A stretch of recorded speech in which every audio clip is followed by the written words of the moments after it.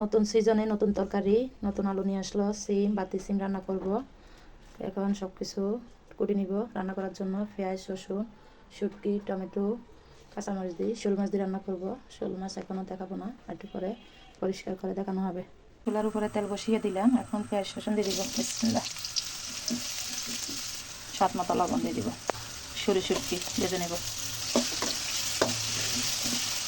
Tomato, কাঁচামরিচ,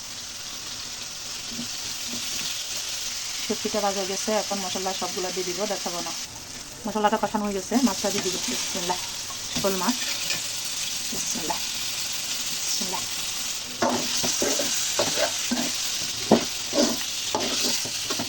এখন নতুন আলুটা দিয়ে দিব। নতুন আলু অনেক স্বাদ রান্না করলে। দিয়ে দিব সিমটা, ভালোভাবে লাড়ি চাড়ি নেব।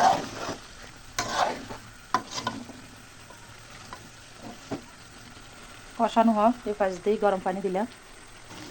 পরিমাণ মতো পানি দিব, সিদ্ধ হওয়ার জন্য। কষানো হয়ে গেছে, সিদ্ধ হওয়ার জন্য পরিমাণ মতো পানি দিয়ে দিলাম। এখন ধনিয়া পাতা দিয়ে নামিয়ে ফেলব। ভিডিওটি দেখার জন্য সবাইকে ধন্যবাদ। আল্লাহ হাফেজ। ভালো লাগলে শেয়ার করে দিবেন।